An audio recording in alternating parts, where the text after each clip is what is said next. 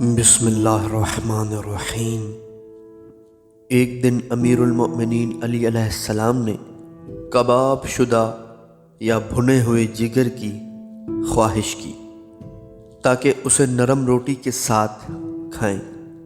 اسی خواہش میں 1 سال گزر گیا، لیکن اس خواہش کو کسی کے سامنے ظاہر نہ کیا۔ 1 سال گزرنے کے بعد کے امیر المؤمنین علی علیہ السلام روزے سے تھے، اس خواہش کو اپنے بیٹے امام حسن علیہ السلام کے سامنے ظاہر کیا۔ امام حسن علیہ السلام نے اپنے باپ کے لیے کباب تیار کیے۔ جب افطار کا وقت پہنچا تو امام حسن علیہ السلام نے اس کھانے کو اپنے باپ کے سامنے پیش کیا۔ اتنے میں گھر کے دروازے پر سائل نے دستک دی۔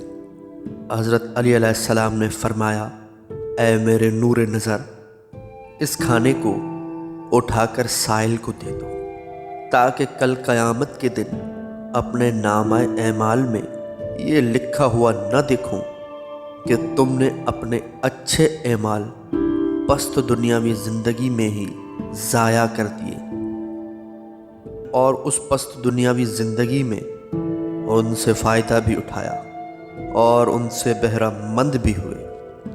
حضرت علی ابن ابی طالب علیہ السلام، جو کہ مسلمانوں کے خلیفہ اور پورے عالم اسلام پر حاکم تھے، انہوں نے بھنے ہوئے جگر کی خواہش کی، لیکن پورے 1 سال تک ہمت نہ ہوئی کہ کسی کے سامنے اس خواہش کا اظہار کریں۔ اس واقعے سے یہی معلوم ہوتا ہے کہ یہ واقعہ زمانہ خلافت کا ہے، جبکہ آپ مسلمانوں کے امور کی اصلاح کرنے میں مشغول تھے۔ اگر آپ کو ہماری یہ ویڈیو پسند آئی ہے تو لائک، شیئر اور سبسکرائب کرنا نہ بھولیے اور بیل کے آئیکن کو دبانا نہ بھولیے گا تاکہ ہماری ویڈیو آپ کے پاس بر وقت پہنچتی رہے۔ شکریہ۔